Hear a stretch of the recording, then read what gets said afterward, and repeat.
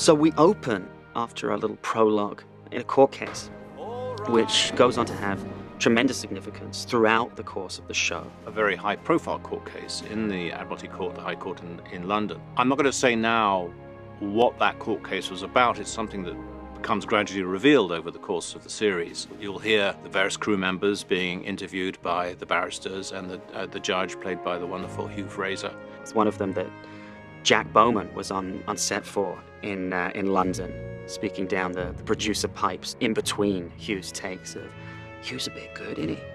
And he really was. And now then, let's have a little hush, a little decorum, so we can hear these events unfold, eh? Hugh brought a tremendous amount of not only gravitas, but composure.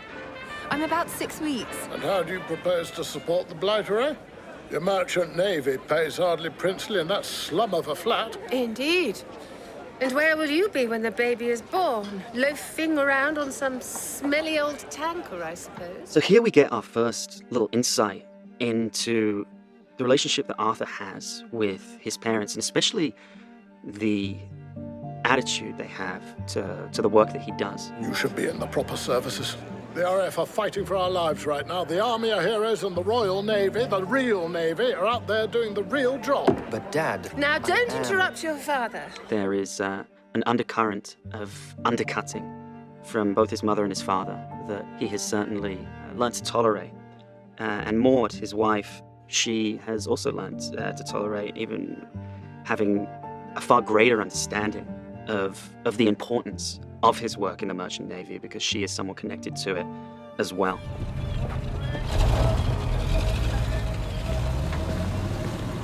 Second mate, my name is Dodds. I'm the shipping manager.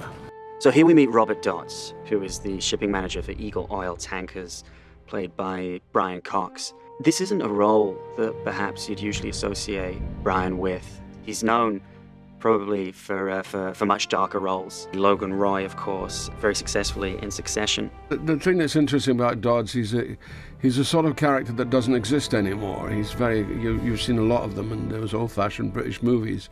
You know, an honourable man. When people were more honourable, sadly it's not the same anymore, but it was a time of honour. Are you all right, George? Your last trip was pretty hellish, losing your ship and everything. I tried, Robert. God knows we all tried.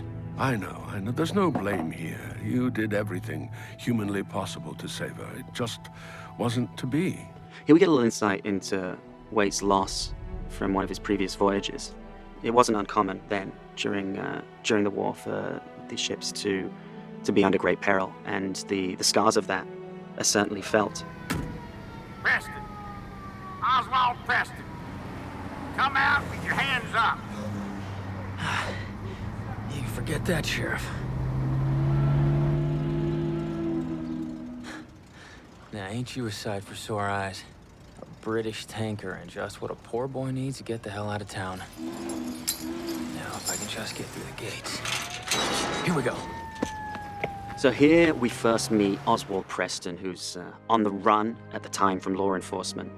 He spots an opportunity to escape via this enormous tanker by way of the San Demetrio.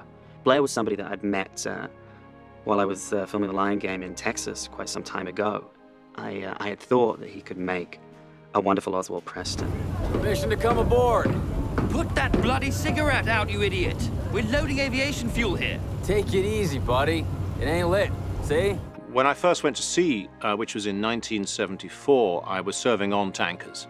I was a deck cadet, and one of the tankers I served on, a couple of them, were quite old and not that much different to how the San Demetrio operated in 1940. One of the things you were doing when you were loading oil was there were a lot of different tanks in the ship, and you would fill several of the tanks at once. But once it got near the top, it was actually easier and more accurate to use what we would call a sword stick, which was really a 6-foot-long strip of wood, and you would lower that down into the tank, and you could then instantly see how the level of the oil was rising until you got to the point, say around 3'6" from the top, that you wanted to stop.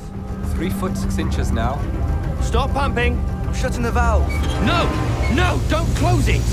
You'll blow the bloody hoses, you nitwit, out of the way! Whoa, I got you, kid. And what Housden did here, when he hears Hawkins ordering the people ashore to stop pumping, he instantly closes the valve. But the trouble is it takes some time for the shore pumps to wind down, and there was a big risk at that moment that by having nowhere to go, the oil would burst the hoses that are bringing the oil into the ship and cause an oil spill. So that's why Hawkins is so very firm with him, throws him out of the way, and orders him and opens the valve back up again, which just needed a few seconds for the pressure to die away. She's a joke. A worn-out passenger ship with a few 6-inch guns from the Boer War bolted on her. And she's supposed to be our escort.